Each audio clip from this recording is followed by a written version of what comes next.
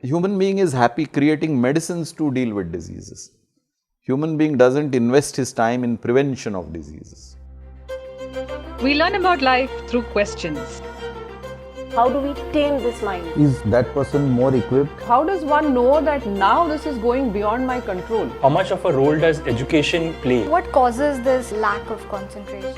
To answer some of these, Mr. Praveen Mankar, founder of Pratibimb Charitable Trust, brings to you Face to Face.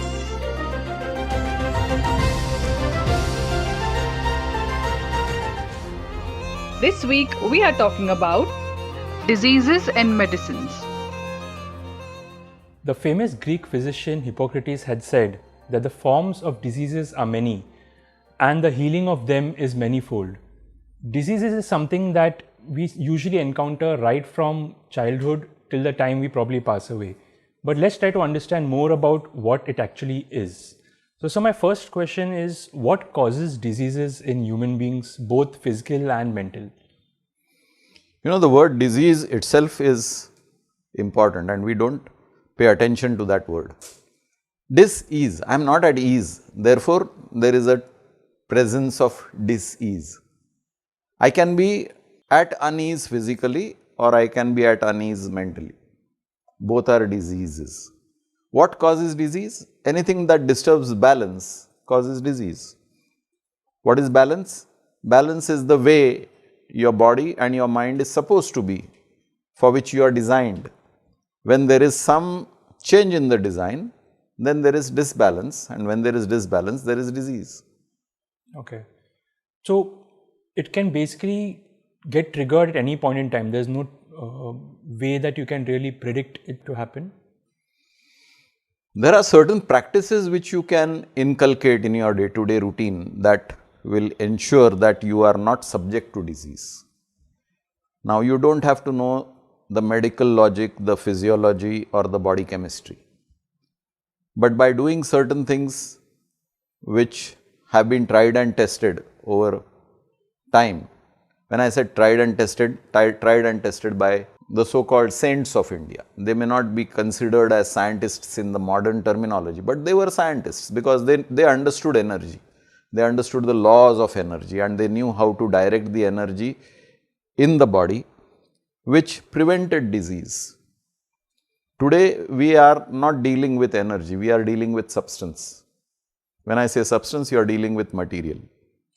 You are dealing with food not as a source of energy, but as a source of pleasure. You are dealing with water. You are not dealing with water as a source of energy or as a purifier. You are dealing with water in various forms. You are dealing with water as soft drinks, you are dealing with water in a variety of ways, but without paying attention to the need of water in your body. So there are a lot of imbalances you are creating unknowingly because you have never studied the science of nutrition, the science of water in your body or the science of breath in your body. Now, if you are not strong in your basics, if the foundation is not strong, how do you expect the building to be strong? Right. And therefore, you are seeing a vast number of increase in diseases. And human being is happy creating medicines to deal with diseases. Human being doesn't invest his time in prevention of diseases. Our whole focus is curing disease. Curing disease is the second stage. First stage is prevent the disease. Right. But that doesn't help the economy.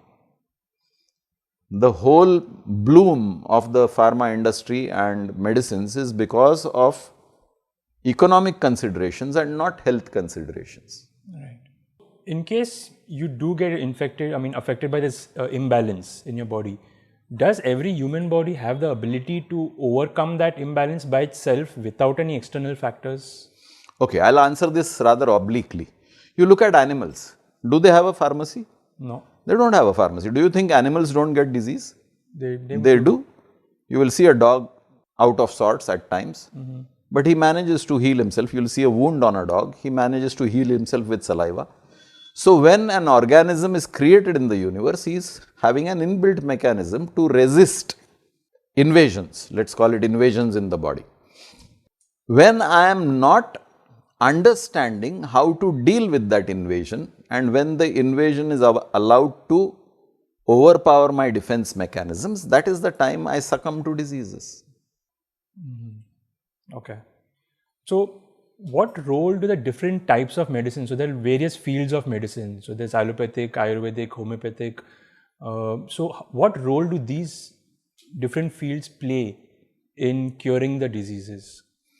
When your defense threshold is breached, which means that your body mechanism is now unable to combat the imbalance, then you need external assistance. So, medicines have that role, that when you have ill-treated your body and allowed it to go beyond its own defense mechanisms, your defense mechanisms have stopped working because of the way you have lived life.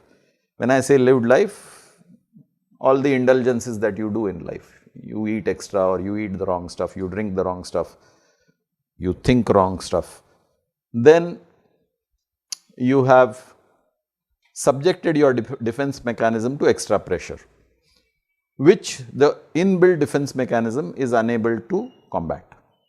Now you need additional soldiers. So these medicines are the helping army. Right, okay.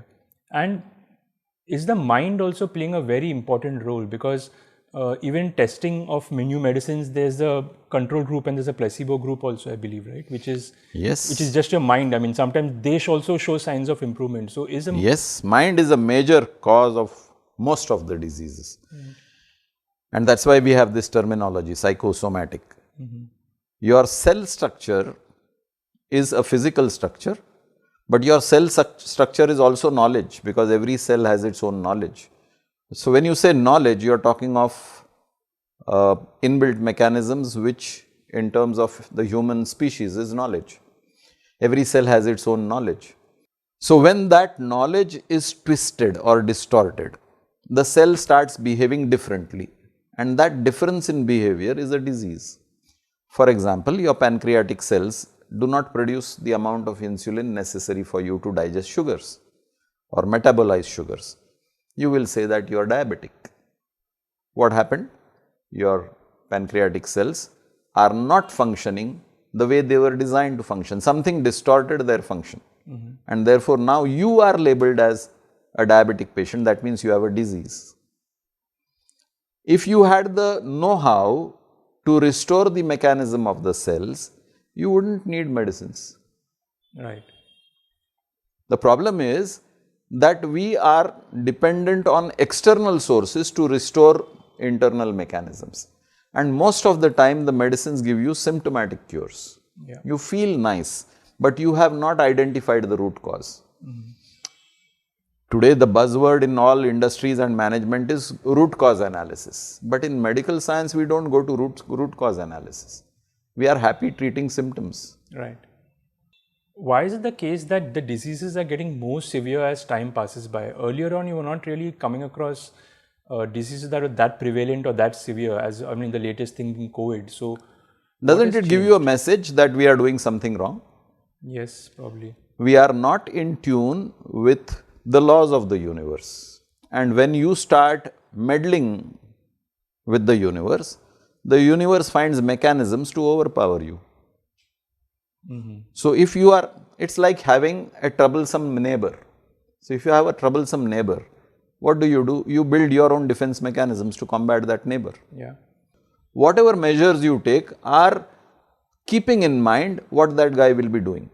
So the universe is watching you as a species. What are you doing? You are messing up with all the systems that I have installed. If the universe was an individual, and if the universe were to say, I have installed these systems in the universe, and here is a species that is constantly interfering, meddling.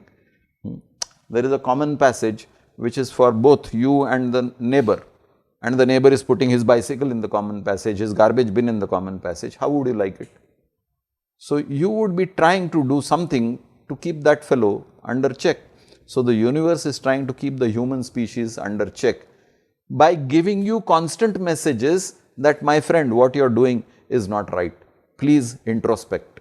Right. And we are not introspecting. We are doing more and more research into more and more medicines, creating more and more complications.